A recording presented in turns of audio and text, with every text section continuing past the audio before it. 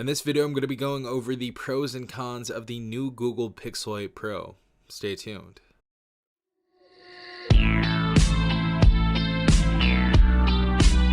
Alright everyone, hopefully you guys are having a good day. Hopefully everyone is safe out there. I've been using this device for over 2 weeks now, and I think I'm ready to give you guys my pros and cons on the Pixel 8 Pro. Overall, I've really been liking this device. I think this is one of my favorite Pixel devices as of yet. There are some cons that I do want to talk about it, however, but we're just going to go ahead and start off with the pros first. First and foremost, as far as the design goes, this is my favorite design yet on a Pixel phone. I think that this whole little visor or this whole little camera module into one big pill right here looks really nice. And just on the right side of that, obviously we have the LED flash and of course the thermometer right below it, and we also have this frosted glass on the back, and I think this looks beautiful in the porcelain color, and I've seen a few people showing off their blue bay color as well, and I think that looks super good. But this porcelain color frosted was definitely the way to go, Google.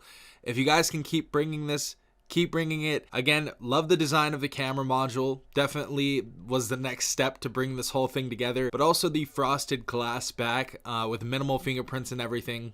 Genius. Absolutely love the design of this. Other than that, I feel like the flat screen on this was really nice as well. I felt like taking this out of the box, even for somebody coming maybe from Apple or something like that, you guys are still gonna feel the premium design in this. Obviously glass back, we're gonna have a metal phone all around, so it's going to feel really premium. It is going to feel like $1,000 phone or even more than that, so definitely having a good relationship with the form factor so far on the Pixel 8 Pro. Our second pro is that this has a beautiful display, and I think this has broken the record for the brightest screen on a phone so far. It's certainly the brightest screen that I've ever had on a phone yet.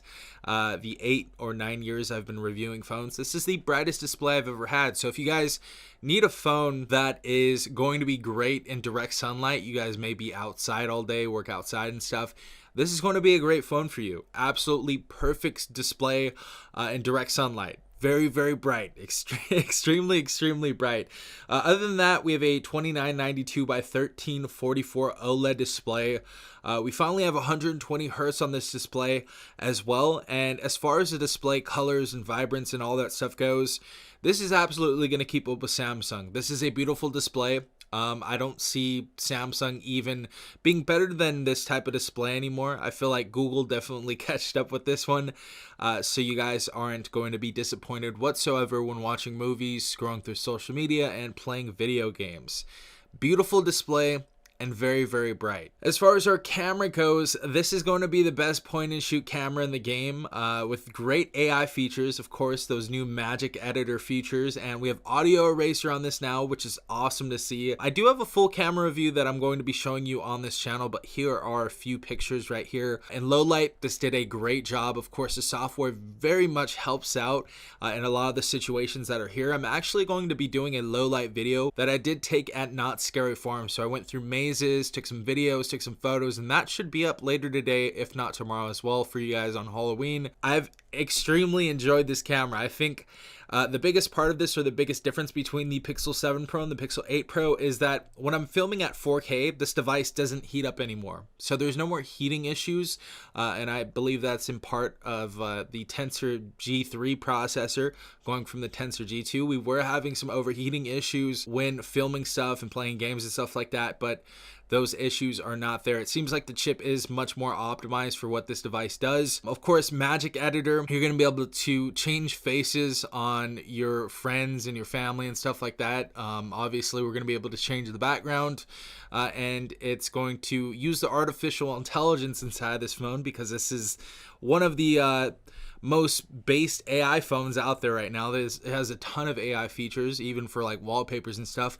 But when it comes to Magic Editor, you guys, it's like the sky's the limit with how many things you can do with your photos and videos on this phone. So I've really enjoyed that so far. I'm going to be showing you guys some of the photos on that later on as well. But honestly, as far as like anybody that is in the Android ecosystem, if you guys are not with Apple, or if you guys are even coming from Apple to an Android device, I would definitely recommend a Google device. Very, very much enjoy the point and shoot experience on these cameras. Also, I feel like the video is much better than last year as well. I feel like the stabilization got better and a lot of other things. I'm excited to show you my full little camera review in the daylight as well on this. It looks really, really good. Next pro about this device is the biometrics on this. I believe the fingerprint sensor works great, but also we have facial recognition.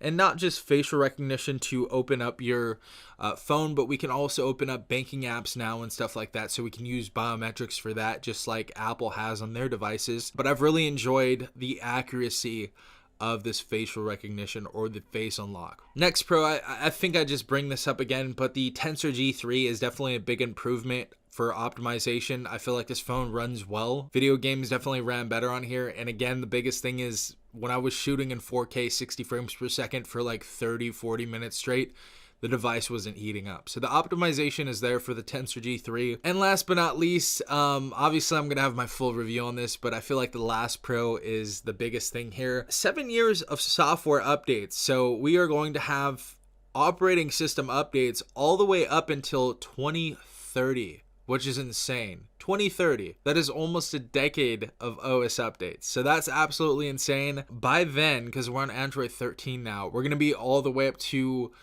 Android 20. Well, this came out of the gate with Android 14, so maybe Android 21. I don't even know. That's super, super crazy. So if you guys want a device that's going to last for the foreseeable future, this may be one of the devices you want to look at. 7 years of operating system updates, the most operating system updates promised by a company, I believe, to date. Getting into the dreaded cons finally, I do have a couple cons. I don't think there were too many cons on this device. The first one is going to be that we have 128 gigabytes of internal storage inside this device, and that is a tad bit low. But not only that is we can't expand our memory. So if you guys want to download other applications, you're going to have to delete some photos or delete some other applications. Obviously, the alternative to this would be using your Drive, Google Drive or Google Cloud services or whatever to store your photos and stuff. But if you guys are just downloading tons and tons of applications, this isn't going to be the version to get. I would definitely opt for the 256 if you guys really, really download or you guys have a ton of applications. In my case, I'm pretty bare bones. I have my banking information applications, YouTube, a few games that I play here or there, and some other cool editing apps and stuff like that. So it's not really too much in my inventory, but there's some people out there that just have so many apps that have an app for everything. So definitely take a look at the storage before purchasing your Pixel 8 Pro. And last but not least, I think the biggest disappointment for me was that the thermometer on here isn't FDA approved to use on humans. So not that it's not safe, it's just not accurate yet. And I think that would be the only reason that I would use this thermometer. I have yet to use it. I think I've used it just testing it on like some surfaces like my wooden desk or whatever, but I feel like they wanted us to use it on stuff like food when you're cooking in the kitchen and things of that nature. But I really see this more as a gimmick more than anything. I think it's cool. Obviously it's cool. But until you can use it on humans, then obviously it's pretty useless. I felt like the thermometer, a lot of people were probably going to use it on their children if they're sick or use it on themselves. That's really the only way I would see myself using this thermometer on this device. Other than that, I think this device honestly knocked it out of the park. You guys are going to see my full review on everything later on, and obviously my opinions can change in the next few days, so definitely stay tuned for the review.